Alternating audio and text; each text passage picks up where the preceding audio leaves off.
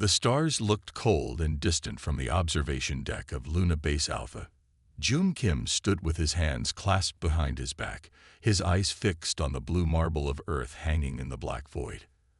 At 62, his hair had turned silver, but his mind remained as sharp as ever. "Sir, the new silence fields are working perfectly," said his assistant, walking up beside him. "Earth is now completely radio dark, even better than before." June nodded. "Good. Show me the latest sweep." They moved to a large screen that showed a map of radio signals across the solar system. Human colonies on Mars, Venus, and the moons of Jupiter all showed up as tiny dots of light.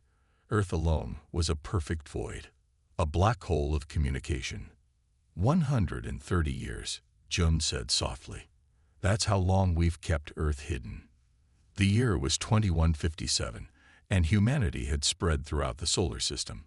They had built massive cities on Mars and mining stations around the asteroid belt. They had even sent unmanned probes to nearby stars. But one rule remained unbroken: Earth must stay silent. It had begun in 2027, when the first signals were detected. Strange pulses from deep space that seemed too regular to be natural. The world's governments had come together in secret and made a choice. Humanity would hide. June walked down the curved hallway toward the command center. The walls were lined with screens showing the status of silence systems across Earth and its colonies. Each colony could communicate locally, but nothing was allowed to broadcast outward into deep space. "Director Kim," called a voice. "We have a situation." June turned to see Min, the head of security, hurrying toward him. Her face was tight with worry. "What is it?" "We detected an unauthorized transmission from New Beijing. It lasted for 3.2 seconds before our systems shut it down." June felt his heart beat faster. How powerful. Strong enough to reach 10 light years if it wasn't stopped. Who sent it? Min handed him a small tablet. "A scientist named Han. He claims he found something in the old signal archives, something about the original alien signals from 2027. June stared at the scientist's photo. Han looked young, barely 30, too young to understand the danger. "Bring him here," June ordered. "I want to know what he found." 3 hours later, Han stood before June in the secure meeting room. Despite being under guard, the young scientist didn't look afraid. "Director Kim, I found proof that we misunderstood the signals," Han said, his voice steady. "The 2027 transmission wasn't a threat. It was a greeting." June frowned. "We've been over this before." The signal patterns matched known predator behavior in nature. "That was the old analysis," Han replied. "I ran it through our new AI systems. The pattern is actually similar to how dolphins communicate with unfamiliar pods. It's cautious, but friendly." "Even if you're right, it doesn't matter," Jun said. "Our silence has kept us safe for generations. We can't risk everything on a new interpretation." Han leaned forward. "But don't you see? Our silence might be the very thing putting us in danger. In nature, what hides is usually hunted." Before June could answer, an alarm blared through the base. The main screen on the wall flashed red. "Director," Min called from the doorway. "We're detecting something approaching the solar system. It's massive and moving fast." June looked back at Han, whose face had gone pale. "What exactly did you put in that transmission?" June asked quietly. "Just a simple greeting," Han whispered, "in all major Earth languages." The room fell silent except for the alarm. After more than a century of hiding in the shadows, humanity's voice had finally echoed into the void, and something had heard it. June took a deep breath and straightened his shoulders. "Alert all colonies and Earth Defense Forces. Set Condition 1. "Yes, sir," Min replied. "And the transmission protocols." June looked once more at the young scientist who had broken their oldest rule. "Maintain silence," he said, "for now." Commander Topark stood on the bridge of the EDS Defender, Earth's most advanced warship.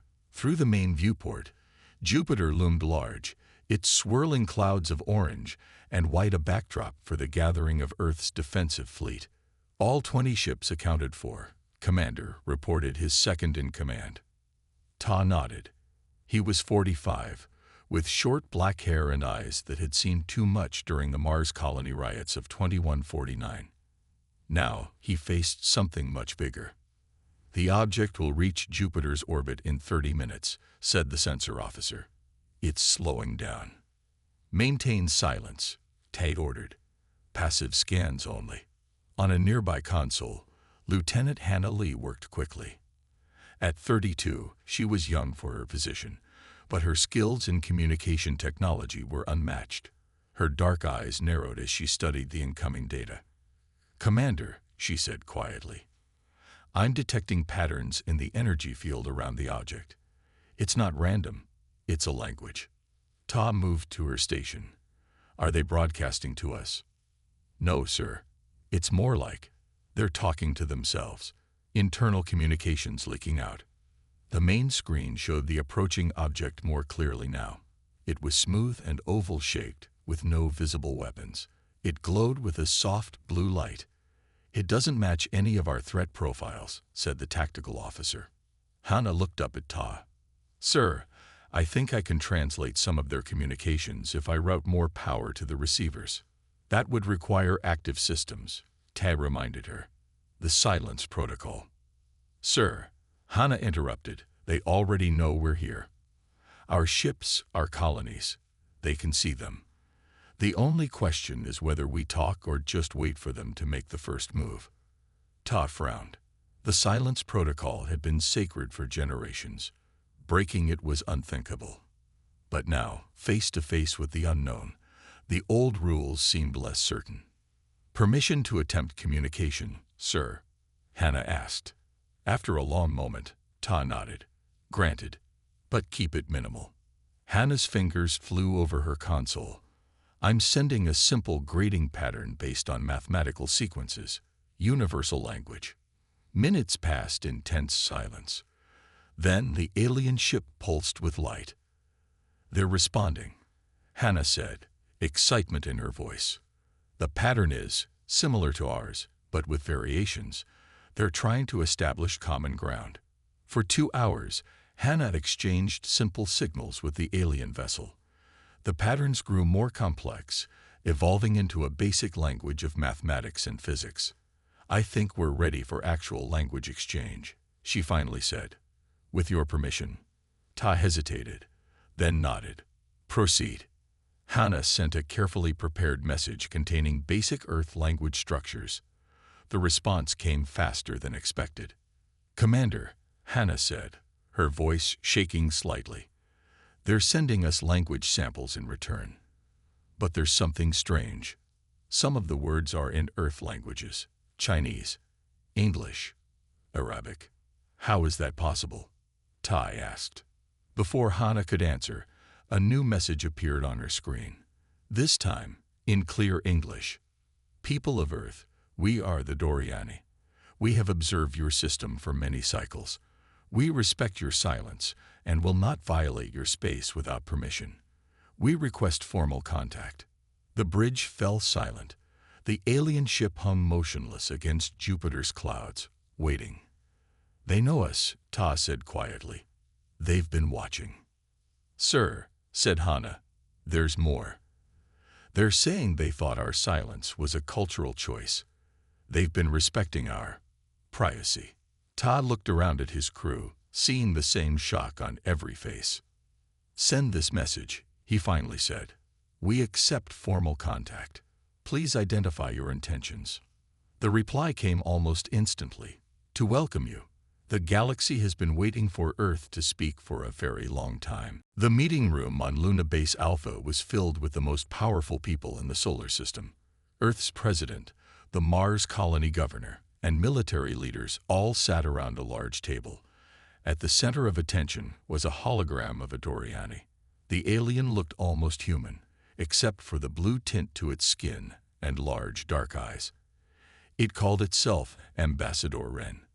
"We have known of Earth for 52 of your years," the ambassador said, its voice translated through computers.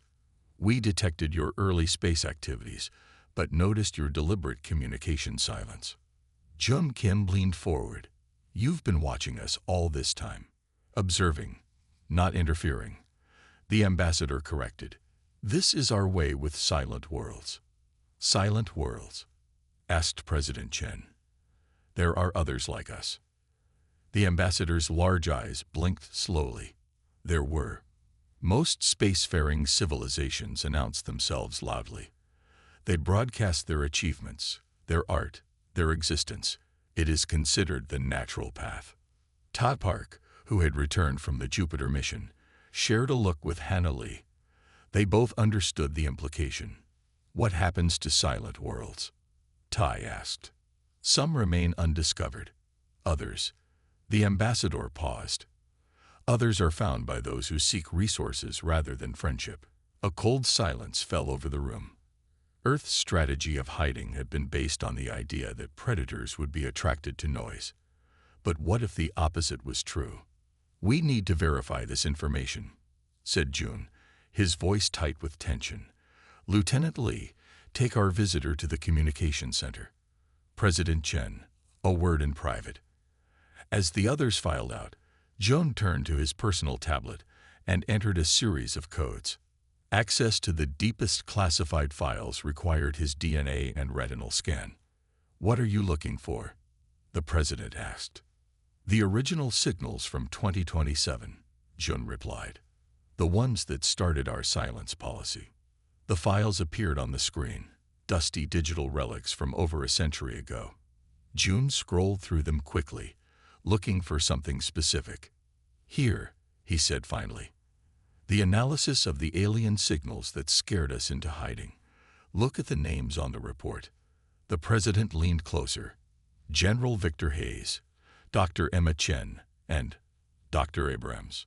"I don't recognize that name." "Exactly," said June. "I studied our history for decades.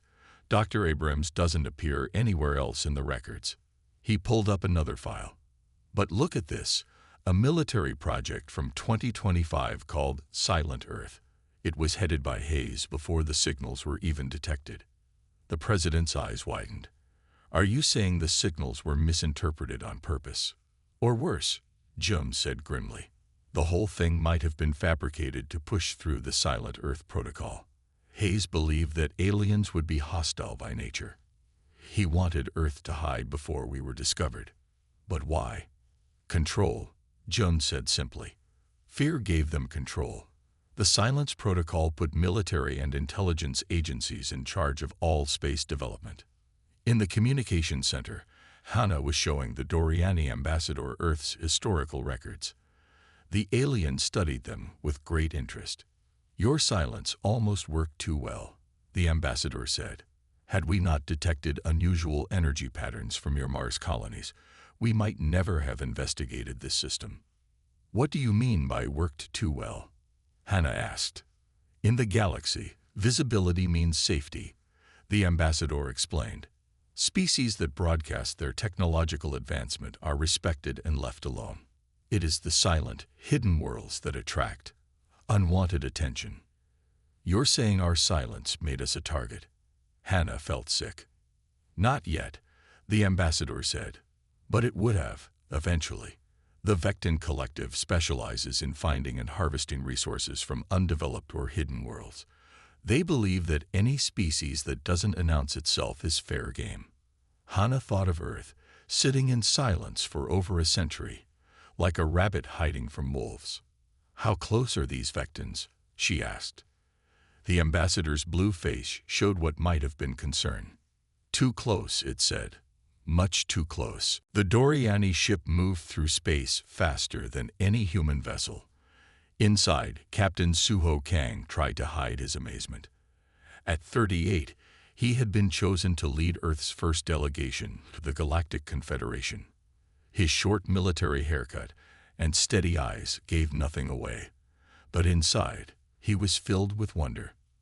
"We will reach the hub in 6 hours," said Lena, their Doriani guide. "The council is eager to meet you." Suho nodded and turned to his team. 5 experts in different fields. Hannah Lee was there too, chosen for her communication skills. Remember, Suho told them quietly, we know almost nothing about galactic politics. We listen more than we speak. The ship slowed as they approached a massive structure floating in space. The hub was like nothing they had ever seen. A giant wheel with spokes stretching out in all directions. Ships of different sizes and shapes moved around it. There are over 200 species in the Confederation. Lena explained. Most have been spacefaring for thousands of years. Suho felt a weight on his shoulders. Humanity was so young compared to the others. They docked at the hub, and the Earth delegation stepped into a new world. The corridors were filled with beings of all shapes and colors. Some looked almost human. Others were completely alien.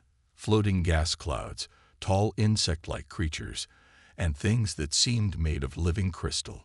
Try not to stare, Hannah whispered to the team. They were led to a large circular room where representatives from many worlds sat in rising tiers. In the center was a platform where Suho and his team were asked to stand. A tall, thin alien with 4 arms spoke first. Earth has remained silent for over 100 years. Why do you choose to speak now? Suho stepped forward. We did not know the rules of the galaxy. We thought silence would protect us. Murmurs spread through the room. Some sounded like laughter. Silence is the choice of prey, said another alien, this one covered in scales, or those with something to hide. We have nothing to hide, Suho said firmly. We were missiled by our own fear. The 4-armed alien nodded. Fear is common among young species. But now you must learn quickly. The galaxy operates by rules you do not yet understand.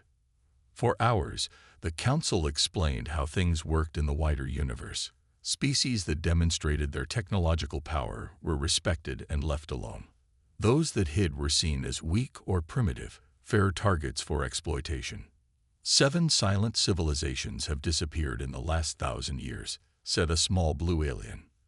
Their world stripped of resources. By the Vectans? Hannah asked. The room grew quiet.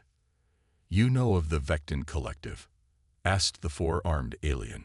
The Doriani warned us, Suho explained. Then you know the danger. The Vectans claim to be legitimate traders, but they target worlds that cannot defend themselves. And they are very interested in rare minerals, the kind your system has in abundance. Suho felt cold. Earth had been lucky to remain undiscovered for so long. After the meeting, the Earth delegation was given quarters to rest. Suho stood by a window, looking out at the vast hub and the stars beyond. I can't believe we got it so wrong, he said to Hannah, who joined him. We thought making noise would bring predators. Instead, it would have brought allies, she replied. Silence made us vulnerable, not safe. The Council said the Vectans have been expanding their territory, Suho said, moving closer to our sector of space. Hannah's face was grim. We need to warn Earth. The silence protocol needs to end. An alarm sounded, soft but urgent. Lena rushed into the room, her blue face worried. The Council has called an emergency meeting, she said. Long-range sensors have detected Vectan ships moving toward your solar system. Suho and Hannah shared a look of horror. How long do we have? Suho asked. 3 months, maybe less, Lena replied. They're moving faster than usual. We need to get back to Earth now, Suho said. Lena nodded. A fast ship is being prepared. But I must warn you, it may already be too late. The emergency meeting on Earth included leaders from all colonies in the solar system. Large screens showed images of the approaching Vectan fleet. 27 ships, each larger than anything humans had built. They will reach Mars orbit in 3 months, said the Doriani ambassador. Your current defenses cannot stop them. President Chen looked around the table. Options. We could try to negotiate, suggested the Mars governor. The ambassador shook his head. The Vectans do not negotiate with silent worlds. They take what they want. Then we fight, said General Wu, his face hard. With what? Asked Topark. Their ships have shields we can't penetrate and weapons we've never seen. June Kim, who had been quiet until now, spoke up. We need to change the game. If silence made us a target, then we need to become very, very loud. All eyes turned to him. Explain, said the president. The Vectans target worlds they believe are defenseless, Jun said. If we could broadcast a show of force, demonstrate technology advanced enough to make them reconsider, they might leave us alone. But we don't have that technology, said General Wu. They don't know what we have or don't have, Jun replied. We've been silent for over a century. For all they know, we could have been developing weapons in secret all this time. Hannah Lee, who had returned from the hub with Suho, raised her hand. I might have an idea about that. Later, in Jun's lab, Hannah explained her plan. The Doriani showed me how different civilizations broadcast their presence, she said. Each species has its own signature, a unique way their technology interacts with space. And the Vectans avoid species with certain signatures, Jun asked. Exactly.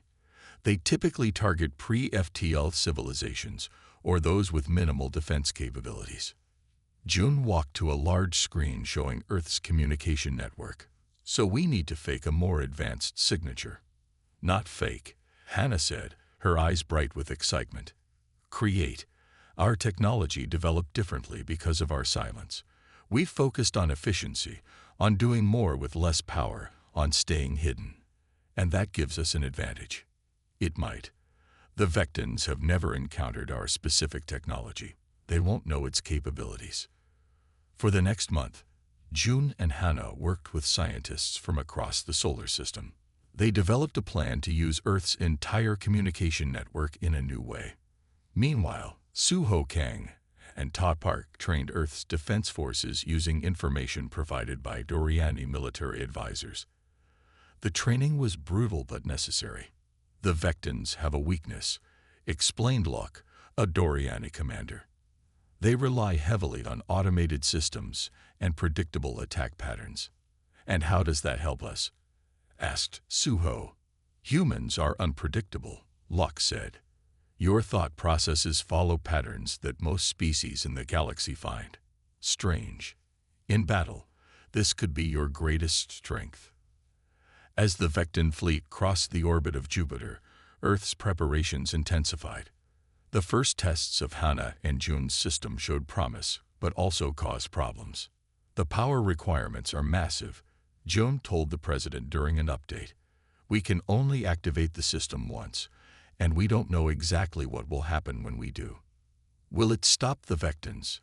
The president asked. It will definitely get their attention, Hannah said. Whether it stops them depends on how they interpret what they see. 2 days later, long-range sensors detected a change. The Vectan fleet had accelerated.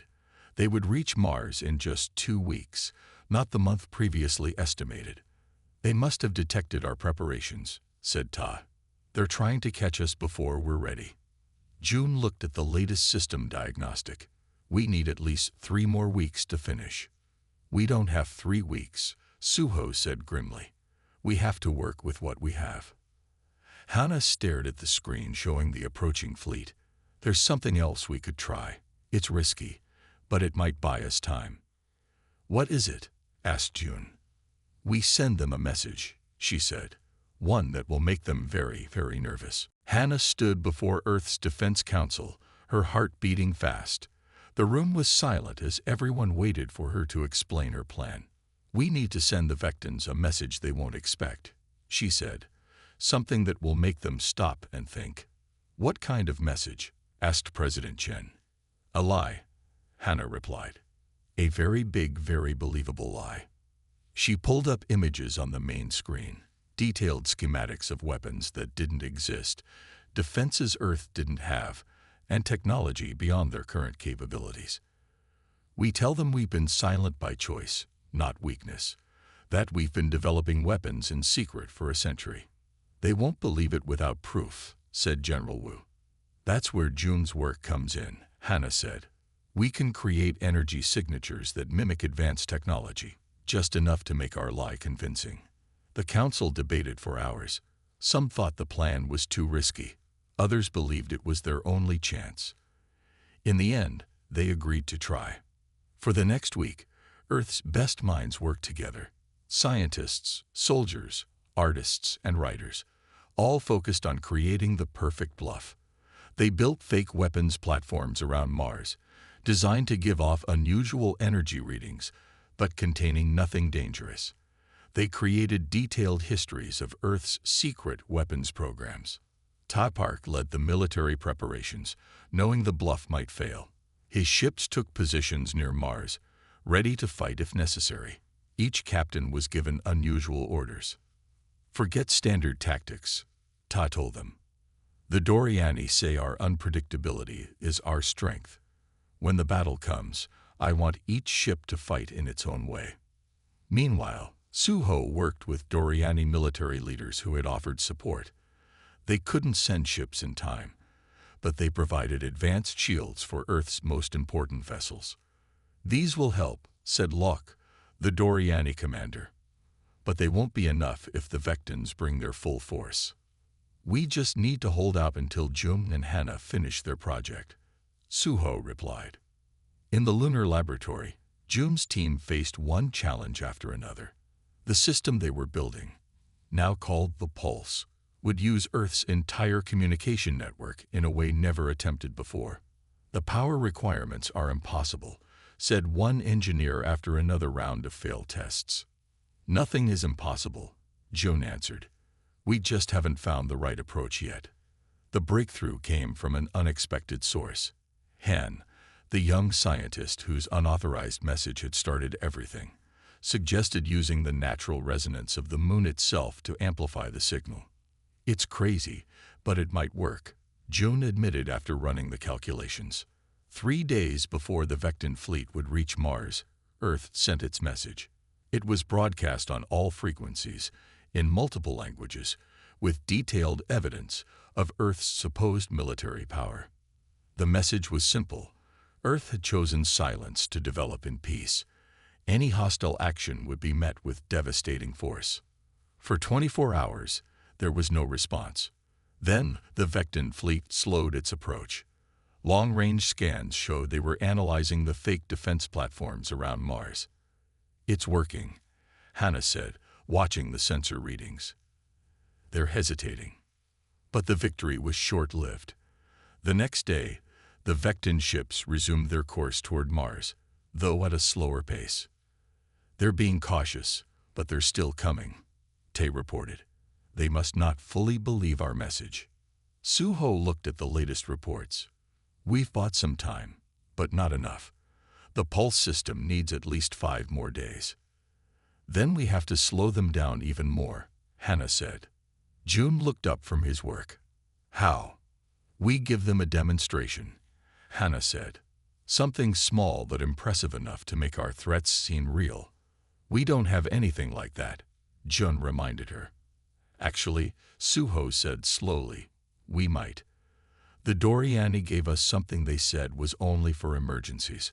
I think this qualifies." Suho led Jun, Hannah, and Ta to a secure room deep beneath the lunar surface.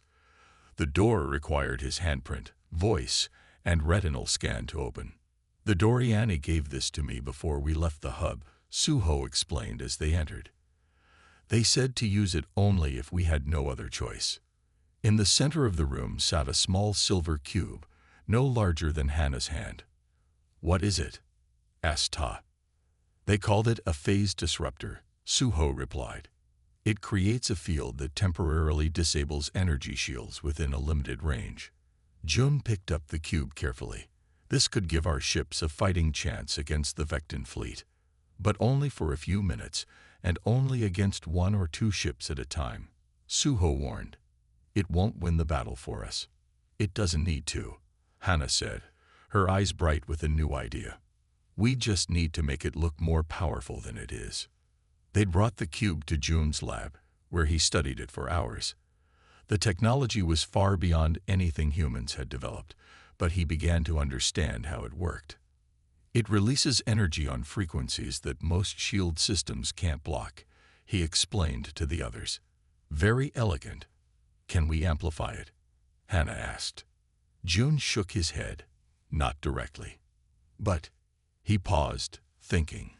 What if we combined it with the pulse system we're building? Use the same frequencies. For the next 3 days, they worked nonstop. The Vectin fleet was now just beyond Mars' orbit, moving slowly but steadily closer to Earth. They had ignored all further messages, clearly not believing Earth's bluff any longer. They're being careful, but they're still coming, Tay reported. Our ships are in position, but without some advantage. The battle will be over quickly. In the lab, Jun made a breakthrough. He had connected the Doriani cube to Earth's communication network, using it as a template for the pulse system. Look at this, he told Hannah, showing her the test results. We've been trying to create a powerful signal that everyone can see. But what if we do the opposite? What do you mean? She asked. A silent pulse, Jun said. Energy on frequencies that most species don't use or monitor. Our century of silence forced us to develop communication systems that are incredibly efficient, using less power on unusual frequencies. Hannah's eyes widened as she understood. The Vectins won't be looking for those frequencies. Exactly. They'll be blind to our attack until it's too late. They worked through the night, redesigning the pulse system to operate on these silent frequencies. By morning, they were ready for a full test. If this works, Jun told the president, we can send a pulse that will temporarily disable the Vectin ship's systems. It won't destroy them, but it will show them we're not defenseless. And if it doesn't work? Asked General Wu. Then we fight with what we have, Ta said grimly. The test was successful but revealed a problem. The power needed for a system-wide pulse would burn out Earth's entire communication network. They would get only one shot. It's worth the risk, the president decided. Prepare the system. As the Vectin fleet approached Earth's moon, Jun made final adjustments to the pulse system. Across the solar system, every human-built communication device was linked together, from massive arrays on Earth to small transmitters on distant mining stations. This is either brilliant or insane, Hannah said as they prepared to activate the system. Sometimes they're the same thing, Jun replied with a small smile. Our silence taught us to use energy differently than other species. Now that difference might save us. Tay's voice came through the communication system. The Vectin fleet has entered lunar orbit. They're launching smaller ships. We're out of time. Jun looked at Hannah, then at the president on the main screen, ready to make some noise. The president nodded. For Earth. Jun pressed his hand against the activation panel. For Earth. The system came alive, drawing power from every connected source in the solar system. For a brief moment, everything electronic flickered, lights, computers, engines. Then silence. The asteroid field was dense and chaotic. Huge rocks floated all around the ship, some small and others as big as mountains. Jiho's hands moved quickly over the controls as he swerved the ship through the gaps, the ship shaking with every twist and turn. The alarms continued to sound, making the atmosphere tense and heavy. Neri gripped her seat tightly, her heart pounding in her chest. The space around them was filled with the noise of the ship's engines and the screech of the alarms. She had never felt so scared. She had spent so many years hiding and surviving on her own. But now, with Gio by her side, she felt a mix of fear and trust. We're being followed, Gio muttered under his breath, his eyes fixed on the controls. I don't know who they are, but they're not giving up. Neri glanced behind them, but all she could see was the blackness of space and the blur of asteroids flying past them. She couldn't see the enemy ship, but the feeling of danger was clear. Whoever was behind them wasn't going to stop until they caught up. Why are they after us? Neri asked, her voice filled with confusion. What do they want? I don't know, Gio said, his voice calm but tense. But I'm not about to let them catch us.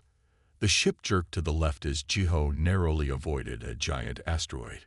Nari's heart skipped a beat as she tried to stay calm.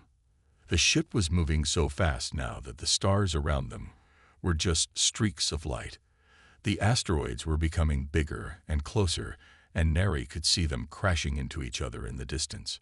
The enemy ship was still behind them, following every move Jiho made. It was close now, too close. Jiho's hands tightened on the controls as he adjusted the ship's speed, trying to gain a little more distance, but the enemy was gaining on them. "We need to do something," Nari said, her voice shaking. "They're getting closer." Jiho glanced at her quickly, then back at the controls. "I know," he said. "I just need a few more seconds." The enemy ship fired, and Nari heard the sound of lasers cutting through space. She flinched, but Jiho quickly dodged, the ship jerking to the side. The lasers missed by inches, but the blast of energy shook the ship, making it harder to control. Nari gasped. That was too close. "We're almost there," Jiho said, his voice steady despite the danger. He had been through situations like this before, but that didn't mean it was any easier. He had to think fast. Nari looked out the window again. The asteroid field was starting to thin out ahead. If they could just make it through, they could escape into open space. But the enemy was closing in quickly. She could see their ship now, a dark shadow against the stars, its weapons ready to fire again. "We can't outrun them forever," Nari said, fear creeping into her voice. "What do we do?" Jiho's eyes flicked to the controls and then to the window. He was thinking fast, trying to come up with a plan. His mind raced, but he didn't have many options. The ship was small, and they couldn't keep dodging asteroids forever. "We're going to make a sharp turn," Jiho said suddenly, his voice calm but firm. "When I say go, I need you to hit the emergency thrusters. It'll give us enough speed to pull away." Nari nodded, though she wasn't sure if it would work. "I understand." Jiho took a deep breath. Now, he turned the ship hard to the right, and Nari slammed her hand down on the emergency thrusters. The ship lurched forward, a burst of speed that sent them flying through the asteroid field. The ship rattled as the enemy ship fired again, but Jiho was ready this time. He swerved the ship at the last second, narrowly avoiding the blast. "We've got them," Jiho shouted, a hint of excitement in his voice. "They're losing us." Nari held on tight, her eyes wide as she looked out the window. The enemy ship was falling behind, struggling to keep up. Jiho pushed the ship harder, guiding it through the final stretch of the asteroid field. The asteroids grew smaller and more scattered, giving them more room to maneuver. As they neared the edge of the field, Jiho made one last sharp turn, sending the ship into a tight curve. The enemy ship tried to follow, but it was too slow now. Jiho had outsmarted them. "We're free," Jiho said, letting out a long breath of relief. Nari looked out the window as they shot out of the asteroid field and into open space. The enemy ship was nowhere in sight, lost in the chaos of the rocks behind them. "We did it," Nari whispered, her heart still racing. "We're safe." Jiho nodded, but he didn't look relaxed yet. "We're not out of danger yet. They might come back." Nari turned to him, her eyes steady. "But we're together, and that's all that matters." Jiho smiled, his shoulders relaxing just a little. "Yeah, we are." The ship floated peacefully in the vastness of space. The asteroid field was far behind them now, and the danger had passed. Jiho kept his eyes on the controls, but he was more relaxed now. The enemy ship had lost them, and they were safe. For the moment.